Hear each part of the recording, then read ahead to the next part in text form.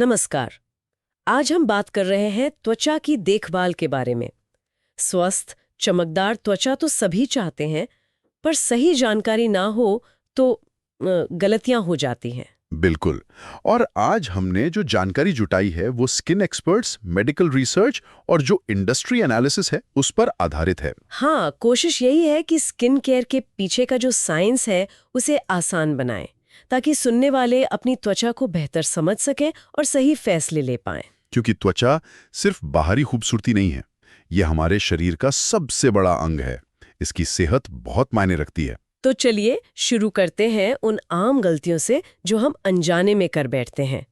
सबसे पहले क्लिनजिंग, मतलब चेहरे की सफाई। हाँ, इसमें दो एक्सट्रीम्स होते हैं। या तो लोग बहुत ज्यादा धोते हैं या फिर ठीक से साफ ही नहीं करते। सही। ज्यादा धोने से क्या होता है कि त्वचा के जो अपने वो नेचुरल ऑयल्स होते हैं वो निकल जाते हैं। बिल्कुल। और फिर स्किन रूखी हो जाती है, उसमें जलन होने लगती है। त्वचा की अपनी एक सुरक्षा परत होती है, एसिड मेंटल कहते हैं उसे, वो डिस्टर्ब हो जाती है। और कम धोने से जाहिर है गंदगी, बैक्टीरिया जमा होते हैं, फिर मुहासे, डलनेस, ये सब दिक्कतें आती हैं। तो उपाय क्या है? दिन में 2 बार काफी है। एक जेंटल मतलब सौम्य क्लींजर से जो त्वचा के पीएच को ना बिगाड़े। और एक और गलती, अपनी स्किन टाइप के हिसाब से प्रोडक्ट ना चुनना। हाँ, ये बहुत आम है। जैसे अगर ऑयली स्किन है और उस पर कोई भारी क्रीम लगा ली, या ड्राई स्किन पर जेल वाला हल्का प्रोडक्ट लगा लिया, तो प्रॉब्लम बढ़ जाएगी। बिल्कुल। तो पहले अपनी स्किन टाइप पहचानना जरूरी है। ऑयली है, ड्राई, कॉम्बिनेशन या सेंसिटिव, फिर उसके हिसाब से चुनें। ओके। और एक चीज जिस पर हम शायद सबसे ज्यादा जोर देना चाहेंगे, सनस्क्रीन। ओ बिल्कुल, इसे नजरअंदाज करना मतलब सबसे बड़ी गलतियों में से एक है। लोग सोचते हैं धूप में नहीं जा रहे तो क्या जरूरत।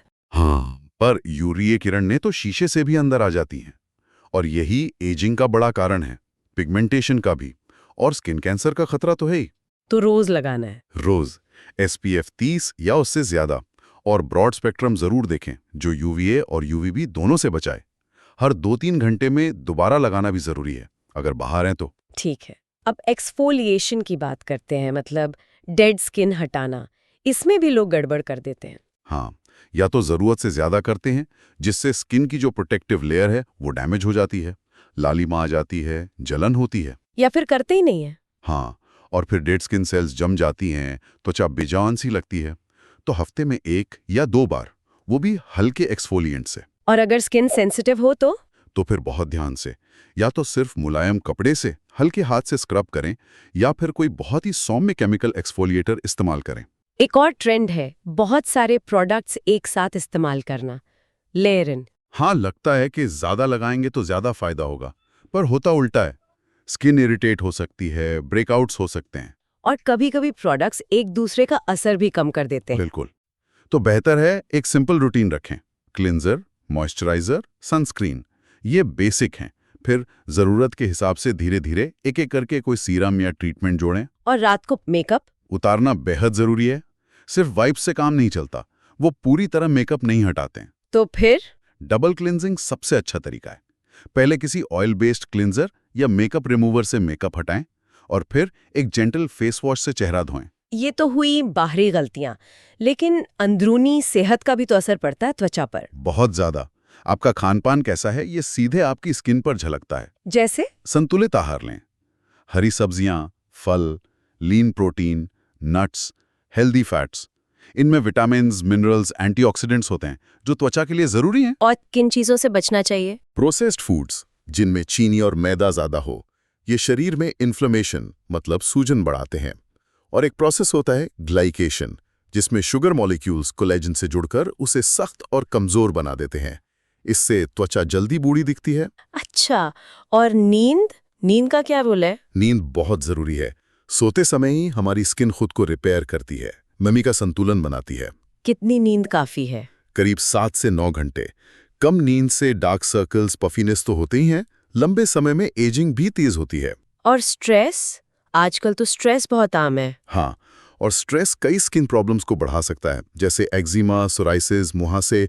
तो तनाव को मैनेज करना भी जरूरी है। योग, मेडिटेशन जो भी काम करे। एक्सरसाइज का भी कोई फायदा है? बिल्कुल। एक्सरसाइज से ब्लड सर्कुलेशन बढ़ता है। इससे स्किन सेल्स तक ऑक्सीजन और पोषक तत्व अच्छे से पहुंचते हैं, और पसीने के जरिए कुछ टॉक्सिन्स भी निकलते हैं। और कुछ आदतें जो बदलनी चाहिए। हाँ, जैसे धूम्रपान, ये स्किन एजिंग को बहुत तेज कर देता है। और गर्म पानी से चेहरा या नहाना अवॉइड करें। गुनगुना पानी ठीक है, गर्म पानी स्किन की नमी छीन लेता है। और एक छोटी सी टिप, मॉइस्चराइजर लगाने की। हाँ, नहाने या चेहरा धोने के तुरंत बाद जब स्किन हल्की गीली हो तभी मॉइस्चराइजर लगा लेना चाहिए, मतलब 2-3 मिनट के अंदर। इससे नमी त्वचा में लॉक हो जाती है। चलिए, अब कुछ पॉपुलर इंग्रेडिएंट्स की बात करते हैं। हाइलुरोनिक एसिड, ये नाम बहुत सुनने में आता है। हाँ, हाइलुरोनिक एसिड HA कमाल का इंग्रेडिएंट है। ये एक ह्यूमेक्टेंट है, मतलब ये पानी को अपनी तरफ खींचता है और त्वचा में बनाए रखता है। कितना पानी? कहते हैं अपने वजन से 1000 गुना तक पानी सोख सकता है। इससे स्किन एकदम प्लम्प, हाइड्रेटेड और मुलायम लगती है। फाइन लाइंस भी कम दिखती हैं। वाह! और विटामिन सी? विटामिन सी भी एक सुपरस्टार है। ये एक बहुत शक्तिशाली एंटीऑक्सीडेंट है। ये त्वचा को सूरज की किरणों से होने वाले डैमेज से बचाने में मदद करता है। और कोलेजन? हाँ, कोलेजन प्रोडक्शन को भी बूस्ट करता है, जो स्किन की मजबूती और इलास्टिसिटी के लिए जरूरी है। और अगर काले धब्बे या हाइपर पिगमेंटेशन है तो उसे भी हल्का करने में मदद करता है। ओके। और रेटिनॉइड्स, इनमें रेटिनॉल का भी जिक्र होता है। रेटिनॉइड्स विटामिन ए के फॉर्म्स होते हैं। ये स्किन सेल टर्नओवर को तेज करते हैं, मतलब नई कोशिकाएं जल्दी बनती हैं। इससे एजिंग के निशान जैसे झुर्रियां कम होती हैं और स्किन टेक्सचर सुधरता है। रेटिनॉल और रेटिनॉल में क्या फर्क है? रेटिनॉल को रेटिनॉल से एक स्टेप ज्यादा एडवांस्ड माना जाता है। ये त्वचा में रेटिनोइक एसिड में बदलने के ज्यादा करीब होता है, इसलिए शायद ज्यादा तेजी से काम करता है। पर इसे सावधानी से धीरे धीरे रूटीन में शामिल करना चाहिए। इनके अलावा भी कुछ जरूरी इंग्रेडिएंट्स हैं? हाँ, जैसे नियासिनामाइड, ये विटामिन B3 का एक रूप है। ये स्किन बैरियर को मजबूत करता है, पोर्स को कम दिखाने में मदद करता है, लालिमा कम करता है और स्किन टोन को इवन आउट करता है। और सेरेमाइड्स? सेरेमाइड्स हमारी स्किन में नेचुरली पाए जाने वाले लिपिड्स यानी फैट्स हैं। ये स्किन बैरियर का बहुत अहम हिस्सा है, जो नमी को अंदर बनाए रखते हैं और बाहरी इरिटेंट से बचाते हैं। अच्छा, अब अगर हम भविष्य की तरफ देखें तो स्किन केयर में क्या नए ट्रेंड्स आ रहे हैं? कुछ काफी दिलचस्प बदलाव दिख रहे हैं। एक है स्किनिफिकेशन, मतलब स्किन केयर वाले जो प्रिंसिपल्स और इंग्रेडिएंट्स हैं उनका इस्तेमाल अब मेकअप और हेयर केयर प्रोडक्ट्स में भी हो रहा है, जैसे स्कैल्प के लिए सीरम। ये तो इंटरेस्टिंग है। हाँ, दूसरा है प्रो एजिंग का कॉन्सेप्ट।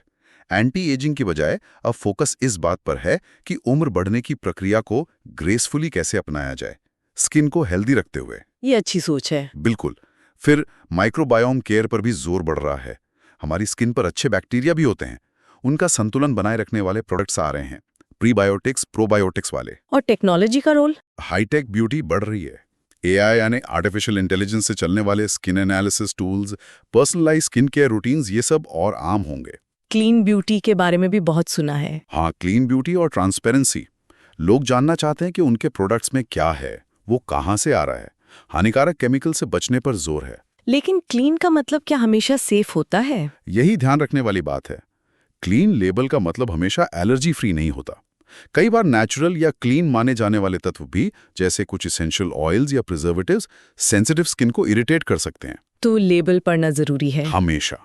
एक और ट्रेंड है मिनिमलिज्म का, मतलब स्किनिमलिज्म, कम लेकिन असरदार प्रोडक्ट्स पर फोकस। तो कितने प्रोडक्ट्स काफी हैं एक अच्छी रूटीन के लिए? देखिए, ये जरूरत पर निर्भर करता है, पर एक बेसिक अच्छी रूटीन में 3 से 5 प्रोडक्ट्स हो सकते हैं। क्लेंजर, मॉइस्चराइजर, सनस्क्रीन, ये तो मस्ट हैं। और फिर जरूरत के हिसाब से 1 या 2 टारगेटेड ट्रीटमेंट, जैसे कोई सीरम। और सेंसिटिव स्किन वालों के लिए खास क्या ध्यान रखना चाहिए? सेंसिटिव स्किन आसानी से रिएक्ट करती है, जलन, खुजली, रूखापन, लालिमा हो सकती है। उन्हें बहुत सौम्य प्रोडक्ट्स चुनने चाहिए, fragrance free, alcohol free, sulphate free, paraben free. Chemical sunscreen की जगह मिनरल सनस्क्रीन बेहतर है शायद। हाँ, अक्सर mineral sunscreen zinc oxide, titanium dioxide वाले कम इरिटेटिंग होते हैं। और कोई भी नया प्रोडक्ट इस्तेमाल करने से पहले पैच टेस्ट जरूर करें। कौन से इंग्रेडिएंट्स अच्छे हो सकते हैं सेंसिटिव स्किन के लिए? Panthenol, hyaluronic acid, glycerin, niacinamide, ceramides, bisabolol, ये आमतौर पर सूदिंग और हाइड्रेटिंग होते हैं। तो कुल मिलाकर स्किन केयर का ये सफर बहुत पर्सनल है। कोई एक फॉर्मूला सबके लिए काम नहीं करता। बिल्कुल। शुरुआत सिंपल रखें, क्लींजर, मॉइस्चराइजर, सनस्क्रीन। अपनी त्वचा को समझें, उसकी ज़रूरतें पहचानें, इंग्रेडिएंट्स पर ध्यान दें और धैर्य रखें।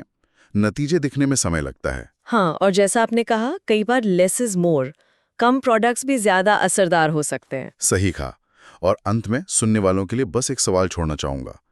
जरा रुक कर सोचिए, आपका जो अभी का स्किन केयर रूटीन है, क्या वो वाकई आपकी त्वचा की जरूरतें पूरी कर रहा है, या आप सिर्फ लेटेस्ट ट्रेंड्स फॉलो कर रहे हैं?